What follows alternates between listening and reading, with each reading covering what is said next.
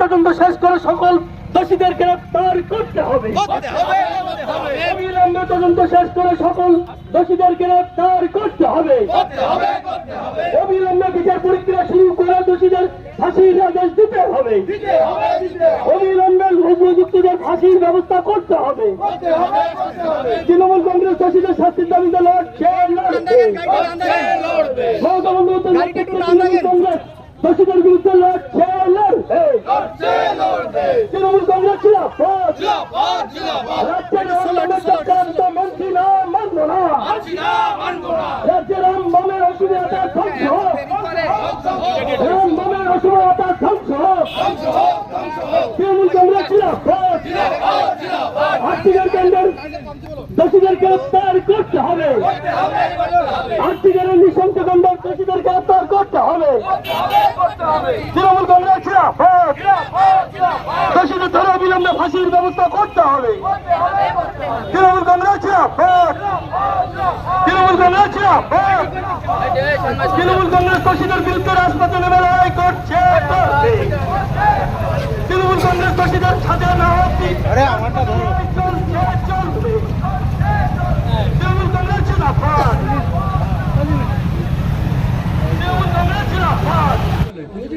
আমাদের এখানে সমস্ত নেতৃত্ব, বিধায়ক বীণা মণ্ডল সহ সকলেই আমাদের মধ্যে উপস্থিত আছেন।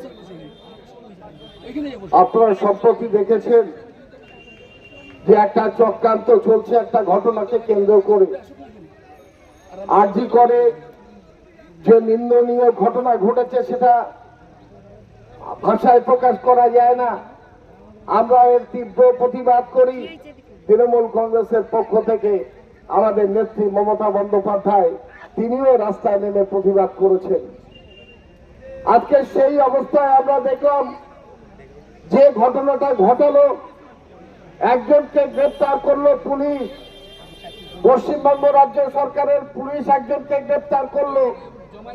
সেই গ্রেপ্তার করার পরে যখন আমরা দেখলাম একটা রাম বাম একটা চক্রান্ত করে শান্ত বাংলাকে অশান্ত করবার চেষ্টা করছে।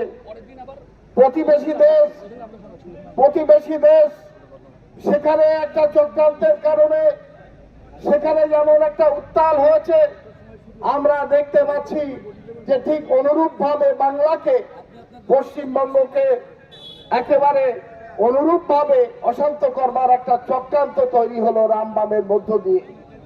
আমরা ধিক্কার প্রতিবাদ জানাই, কারণ পশ্চিমবঙ্গের মাননীয় মুখ্যমন্ত্রী মমতা বন্দ্যোপাধ্যায় তিনি সর্বধর্ম সমন্বয়ে চলেন। সর্বধর্ম সমন্বয়ে চলতে তিনি পছন্দ করেন। ভারতবর্ষে এমনটি আমরা দেখতে পাই না। পশ্চিমবঙ্গের মুখ্যমন্ত্রী যেমন ভাবে কি হিন্দু কি মুসলিম কি বৌদ্ধ কি জৈন কি খ্রিস্টান সবাইকে নিয়ে একসাথে চলবার চেষ্টা করেন, বার্তা দেন। আজকে সেই জায়গায় দেখেছি যে কিভাবে অশান্ত করে এই বাংলাকে একটা সারা ভারতবর্ষের কাছে কালিমা লিপ্ত করবার চেষ্টা করছেন।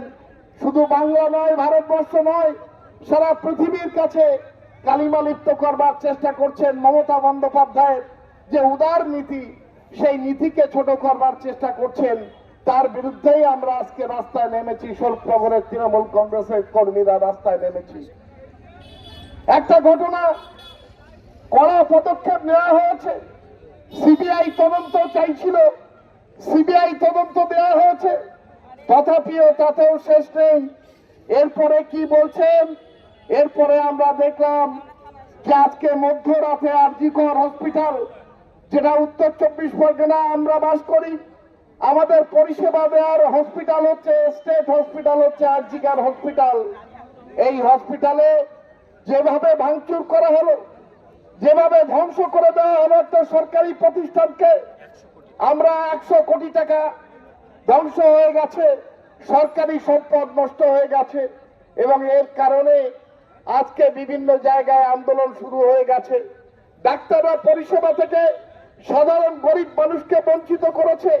আজকে আমরা মনে করি ডাক্তারদের আরো মানবিক হয়ে সাধারণ গরিব মানুষ যারা পরিষেবা পায়, যারা গরিব মানুষটাই হসপিটালের দিকে যায়, সেই গরিব মানুষদেরকে পরিষেবা দেওয়ার জন্য এই ডাক্তারদের কাছে আজকের এই সভা থেকে আমরা আহ্বান জানাচ্ছি।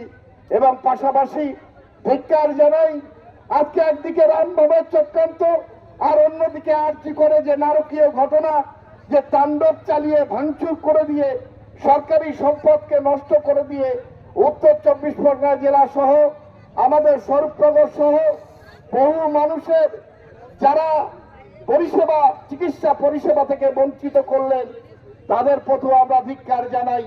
আমরা চাই, আমরা পুলিশ প্রশাসনের কাছে আমরা আর্জি জানাতে চাই, যেভাবে আর্জি করে ঘটনা ঘটলো, যে নারকীয় তাণ্ডব চালিয়ে ধ্বংসলীলা করলো, তারা যারা করলো তাদেরকে অবিলম্বে গ্রেফতার করে উপযুক্ত শাস্তি দেওয়ার ব্যবস্থা করুক পুলিশ প্রশাসন।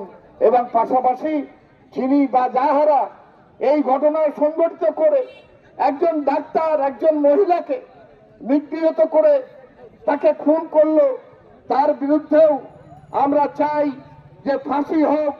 যিনি বা যারা করেছেন একটা দৃষ্টান্তমূলক সাজা হচ্ছে ফাঁসি। এই ফাঁসির মাধ্যম দিয়ে সারা ভারতবর্ষের দর্শকরা বুঝতে পারুক যে আজকে এই ধরনের কার্যকলাপ করলেই ফাঁসি অবধারিত। সেই কারণে আমরা মমতা বন্দ্যোপাধ্যায়ের যে আন্দোলন, মমতা বন্দ্যোপাধ্যায়ের যে উদার সংগ্রাম, এই আন্দোলন সংগ্রামকে আমরা ধন্যবাদ জ্ঞাপন করে আগামী দিন সুস্থ বাংলাকে আরো শান্ত থাকার অনুরোধ করে আমার কথা শেষ করি। জয় হিন্দ, বন্দে মাতরম, তৃণমূল কংগ্রেস জিন্দাবাদ, মমতা ব্যানার্জি জিন্দাবাদ। ধন্যবাদ।